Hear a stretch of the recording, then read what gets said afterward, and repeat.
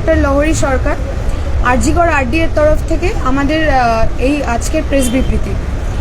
আজ থেকে 42 দিন আগে 9ই অগস্ট এর ভোরে আরজিকরে ঘটেছিল এক নারকীয় ধর্ষণ ও হত্যাকাণ্ড।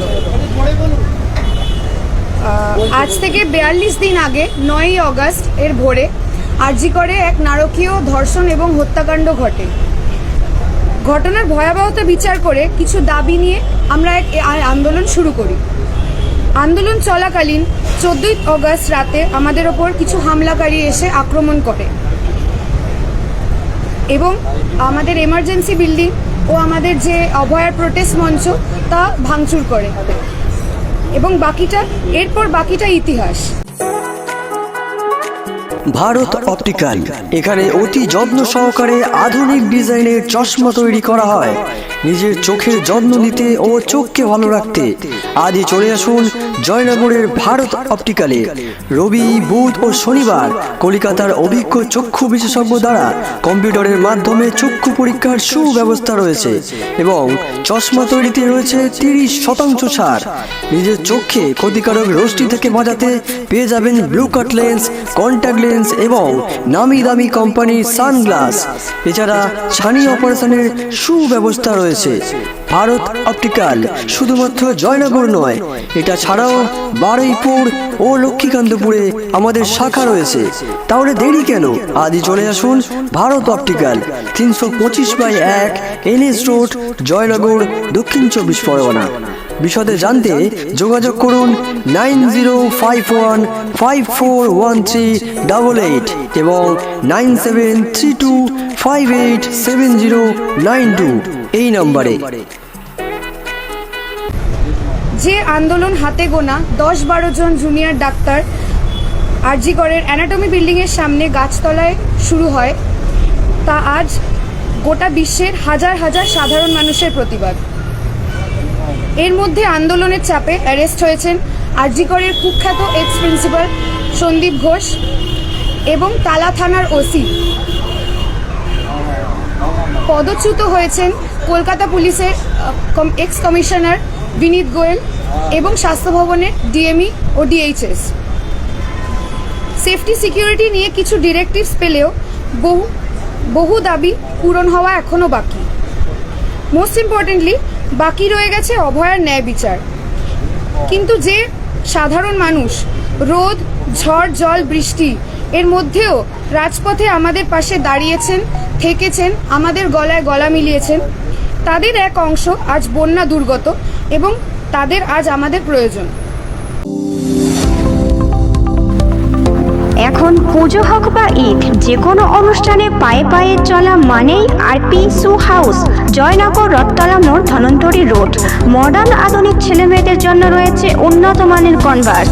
এছাড়া রয়েছে বাটা, অশোকা, প্যারাগনের মতো বিভিন্ন ব্র্যান্ডের জুতো। আপনার আদরের সোনামণির বায়না মেটাতে রয়েছে ভিন্ন ডিজাইনের আকর্ষণীয় সব জুতো। আসুন আপনি এবং আপনার বন্ধু বান্ধব সব পরিবার নিয়ে আরপি শু হাউসে। আমাদের কাছে পাবেন আপনার পছন্দের সকল আধুনিক ব্র্যান্ডের জুতো, যা আপনাকে ফিরে যেতে দেবে না।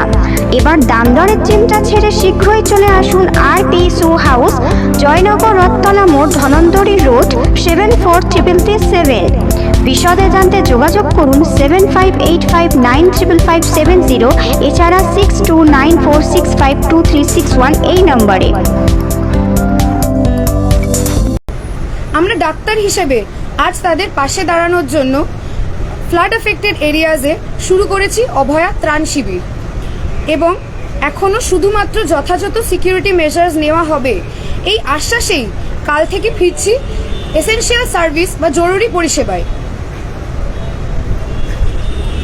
আজকের দিনেও আমাদের জেনারেল এমার্জেন্সি বিভাগ ধ্বংসস্তূপের আকারেই রয়েছে, কিন্তু আমাদের সমস্ত প্রকার জরুরি পরিষেবা এবং চলছে এবং আগামী দিনেও চলবে।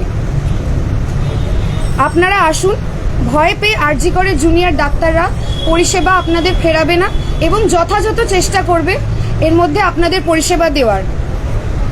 কিন্তু আমাদের আন্দোলন এখানেই থেমে যাবে না। আপনারাও আমাদের প্রতিশ্রুতি দিন যে বিচারের দাবিতে যেভাবে আমাদের আন্দোলনে এতদিন পাশে ছিলেন সেভাবেই আগেও আমাদের পাশে থাকবেন। আমাদের নতুন কোনো দাবি নেই। আমাদের যে 5 দফা দাবি ছিল আজকেও আমরা সেই 5 দফা দাবি নিয়েই বসে আছি এখানে। প্রথম যে দাবি ন্যায় বিচার ছিল, সেই ন্যায় বিচার আজ অবধি আমরা পাইনি। হ্যাঁ, কিছু মানুষকে গ্রেফতার করা হয়েছে এভিডেন্স ট্যাম্পারিংয়ের জন্য, এভিডেন্স লোপাটের জন্য, এবং আমাদের এক্স প্রিন্সিপাল উনি ফাইন্যান্সিয়াল ইরেগুলারিটিসের জন্য অ্যারেস্ট হয়েছেন। কিন্তু যারা অ্যাকচুয়াল কালপ্রিট তারা হয়তো এখনও ঘুরে বেড়াচ্ছে, আমাদের মাঝেই আছে, সেই বিচার আমরা এখনও পাইনি। সেকেন্ডলি আমরা কিছু হেলথ অফিসিয়াল এবং কিছু পুলিশ অফিসিয়ালসদের পদত্যাগ এবং ডিসিপ্লিনারি অ্যাকশন দাবি করেছিলাম। কিছু মানুষের পেয়েছি, কিছু মানুষের এখনও আমরা পাইনি। আমরা এখনও মনে করি যে এই যে এভিডেন্স ট্যাম্পারিং হয়েছে, এই যে সিকিউরিটির অভাব, তার সঙ্গে ওনারা জড়িত, ডিরেক্টলি বা ইনডিরেক্টলি ওনারা জড়িত, এবং ওনাদের এগেনস্টে অ্যাকশন নেওয়া উচিত। এবং যাদের আমরা চেয়েছিলাম রেজিগনেশন তাদের ট্রান্সফার হয়েছে, কিন্তু কিছু সেটাও আমরা মেনে নিলাম। কিন্তু কিছু মানুষ যেরকম ডিসি সেন্ট্রাল, হেলথ সেক্রেটারি, এদের এগেনস্টে কোনো অ্যাকশন বা কিছুই নেওয়া হয়নি। এবং মৌখিক আশ্বাস দেওয়া হয়েছে যে হেলথ সেক্রেটারি এগেনস্টে ইনকোয়ারি করা হবে, কিন্তু সেটা এখনও কোনো ডিরেক্টিভ বা কিছু আমরা কোনো কনফার্মেশন কিছু পাইনি। লাস্ট আমাদের 4 নম্বর এবং 5 নম্বর যে দাবিগুলো ছিল সেফটি সিকিউরিটি নিয়ে, এবং কলেজে কমপ্লেন্টসের জন্য কমিটি ফর্ম করা, RDA ফর্ম করা, WBMC ইলেকশন ঠিক করে তৈরি করা, সেগুলো নিয়েও আমরা মৌখিক আশ্বাস পেলেও কোনো রিটেন ডিরেক্টিভস কিন্তু এখনও পাইনি। 4 নম্বর পয়েন্ট নিয়ে যে ডিরেক্টিভসগুলো আমরা পেয়েছি সেগুলো আমরা এখনও শুধুমাত্র আশ্বাসের পর্যায়েই আছে। ওগুলো যতক্ষণ 1 মাস হয়ে গেছে, 42 দিন আজকে হয়ে গেছে, তার মধ্যে কিছু ভিজিবল চেঞ্জেস যদি সরকার চাইতো আমরা নিশ্চয়ই পেতে পারতাম, কিন্তু এখন আমরা পাইনি। শুধুমাত্র 100 কোটি টাকা স্যাংশন হয়েছে, এই করতে হবে, এই করা উচিত, এটা বললেই সেফটি সিকিউরিটি এসে যায় না, সেটা সরকারকে বুঝতে হবে।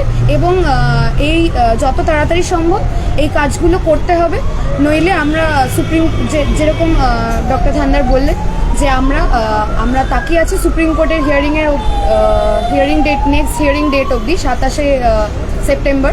তার মধ্যে আমরা চাই যে স্টেট গভর্নমেন্ট কিছু অ্যাকশনস দেখা, যাতে আমরা আশ্বস্ত বোধ করি। সুপ্রিম কোর্টও বারবার বলেছে যে জুনিয়র ডক্টরসদের কনফিডেন্স গেইন করা খুবই প্রয়োজন, স্টেটকে সেটা করার জন্য নির্দেশিকাও দিয়েছেন আগামী 7 থেকে 14 দিনের মধ্যে।